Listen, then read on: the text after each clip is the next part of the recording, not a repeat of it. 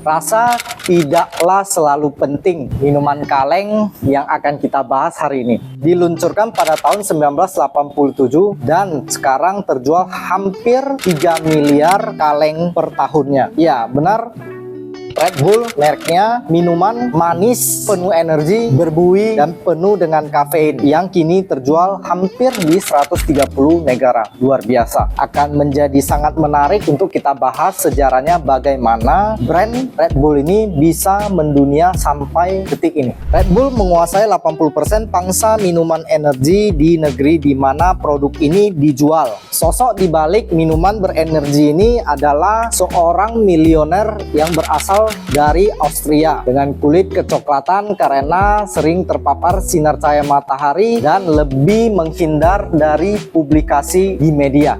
Siapakah beliau? Beliau adalah Dietrich Mateschitz, seorang mantan penjual sikat gigi dan eksekutif pemasaran di salah satu perusahaan multinasional yang lebih dikenal dengan nama Unilever. Red Bull yang sekarang begitu terkenal di dunia ini sebenarnya berasal dari negeri Thailand. Minuman yang digemari oleh para pekerja berkerah biru, mahasiswa, pekerja, sopir bus, hingga menjadi sebuah fenomena global. Ketika Mateschitz bekerja di Asia, itulah momen Mateschitz berkenalan dengan minuman kaleng yang berada di tangan saya. Minuman energi penuh kafein ini terjual hampir di seluruh wilayah di sekitaran Mateschitz pada saat bekerja di daerah Asia. Minuman kaleng Red Bull ini memiliki komposisi dengan bahan-bahan yang eksotik yang konon katanya bisa menyembuhkan flu sampai impotensi. Teman-teman gimana? Pernah nyoba nggak Red Bull ini? Kalau pernah nyoba, coba di komen juga di kolom komentar, efeknya beneran bisa menyembuhkan flu dan impotensi nggak ya?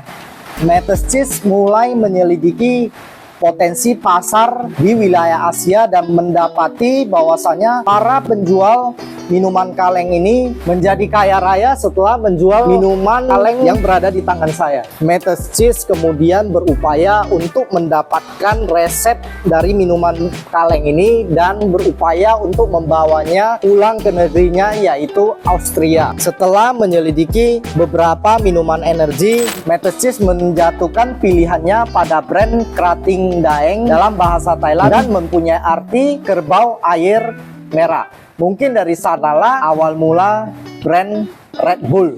Versi Thailand dari Red Bull adalah sebuah minuman tanpa buih yang mengandung taurin sintetik, sejenis asam amino, kafein, gula, dan glucuronolactone, sejenis zat yang diklaim mampu memberikan peningkatan stamina, kewaspadaan mental, dan daya tahan fisik. Krating Daeng diciptakan oleh perusahaan Thailand TC Pharmaceutical Company milik dari Yovidia. Pada tahun 1983, Mateschitz dan Yovidia kemudian bertemu di Bangkok untuk merundingkan bagaimana Mateschitz bisa mendapatkan sebuah lisensi dan kembali ke negaranya yaitu Austria dan memproduksi minuman kaleng yang diberi nama Red Bull.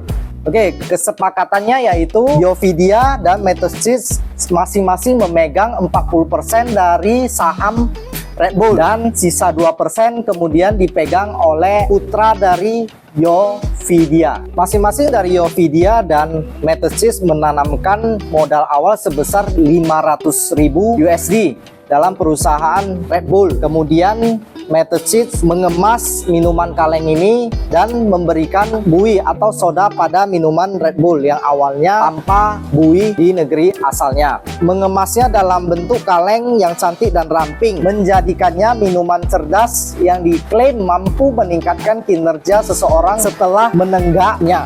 Mateschitz berkata dirinya menghabiskan jutaan dolar untuk mengembangkan produk ini untuk pasar barat, tapi tidak mau mengatakan dari mana dia mendapatkan penyandang dana. Mateschitz menghabiskan waktu 3 tahun untuk menganalisa pasar, membuat sebuah formula yang akan membuat minuman ini lebih lezat, merancang strategi pemasaran, menyelesaikan desain kaleng lebih kecil daripada kaleng Coke tapi lebih mahal harganya bagi konsumen, dan akhirnya mendapatkan persetujuan dari Kementerian Kesehatan Austria. Mateschitz kemudian mendirikan Red Bull GmbH pada tahun 1987 di Fuchs, Austria dekat Salzburg. Red Bull kemudian melakukan debutnya pada tahun 1987 dan kota pertama di luar dari Austria yaitu Hongaria mendapatkan tanggapan yang positif dari masyarakat di Hongaria. Kemudian Red Bull pelan-pelan merambah ke pasar Eropa. Red Bull memasuki pasar AS pada tahun 2001 setelah awalnya tidak laku atau penjualan yang lambat dan pada akhirnya mulai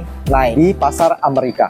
Kejeniusan Mateschitz dalam mempromosikan Red Bull di pasar Eropa sangat menarik untuk dibahas. Beliau membangun brand Red Bull jauh dari kata mainstream. Kenapa? Berikut lokasi-lokasi di mana Red Bull mempromosikan produknya. Beliau mempromosikannya ke olahraga ekstrim, ke bar-bar yang paling kondang, ke pesawat-pesawat wisata, dan tim-tim aerobik, ke segala jenis balapan mobil, ke petualangan, ke Flutech, sebuah kompetisi adu nyali di mana orang-orang membangun mesin pesawatnya sendiri, dan bahkan juga ke sebuah versi kartun konyol Leonardo da Vinci yang menjadi salah satu bintang iklan Red Bull.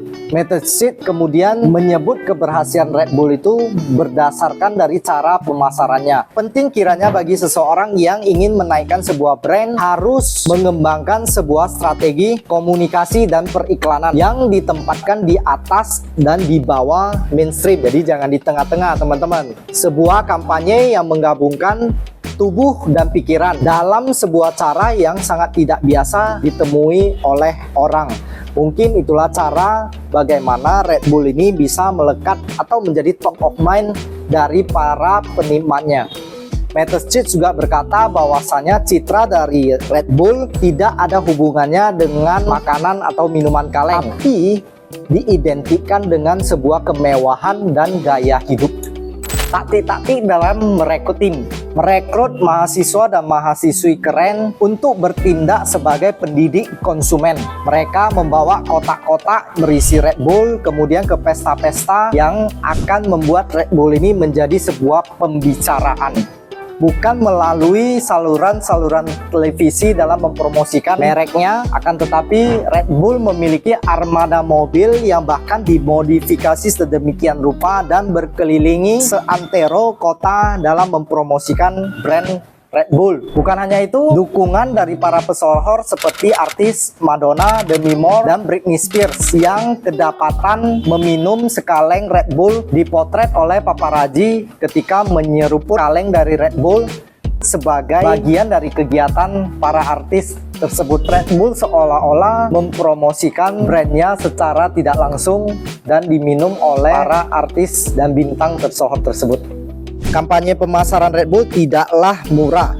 Majalah Sports Illustrated memperkirakan bahwa bahkan pada tahun 2002 Red Bull telah menghabiskan 80 juta dolar AS untuk mensponsori kegiatan ekstrim seperti kompetisi manusia terbang Flutech dan kompetisi terbang layang dari Miami ke Kuba tanpa jaring anti-hiu. Red Bull mensponsori sampai 300 atlet olahraga ekstrim, sebuah tim balap Formula 1 dan memiliki akademi balapan motor di Austria untuk mempelajari dan mengembangkan potensi atletik para pembalap motor. Keberhasilan publisitas brand Red Bull sejauh ini adalah penyeberangan Selat Channel yang disponsori Red Bull pada tahun 2003 oleh atlet Austria Felix Baumgartner yang melompat dari pesawat terbang 9.000 meter di atas Dover dan kemudian terbang ke seberang dengan hanya dibantu sayap-sayap dari serat karbon,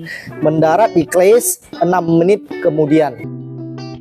Di tengah kesuksesan Red Bull mendapat ancaman yang bisa mempengaruhi laju pertumbuhan perusahaannya. Apakah ancaman tersebut? Ancamannya adalah perspektif kesehatan. Para kritikus berpendapat bahwa Red Bull telah menciptakan generasi baru yang kecanduan kafein.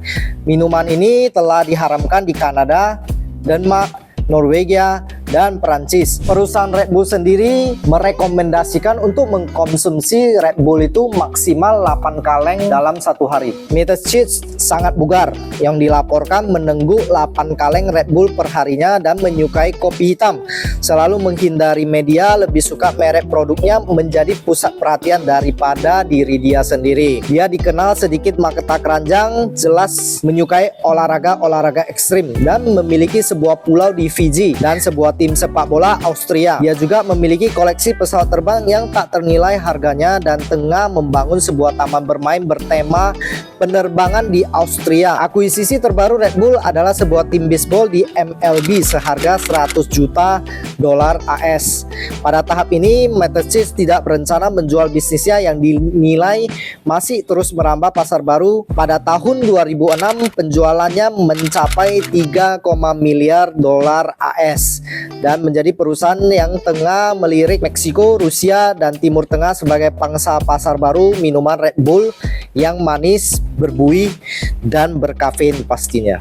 Konklusi dari sebuah cerita Red Bull ini, mungkin kita bisa memetik bahwasannya ketika kita sebagai orang yang branding ya teman-teman, cara pemasaran itu harus di atas ataupun di bawah mainstream ya. Jangan terlalu mainstream alias di tengah-tengah. Karena mungkin sudah banyak yang berada di tengah-tengah, akan menjadi sangat sulit untuk menjadi top of mind ketika kita bermain di tengah-tengah. Jadi satu-satunya cara untuk bisa cepat terkenal yaitu cara promosinya di atas ataupun di bawah mainstream. Mungkin itu yang bisa kita petik dari cerita Red Bull hari ini. Kalau teman-teman gimana nih? Sehari minum berapa kaleng Red Bull? Komen ya di kolom komentar.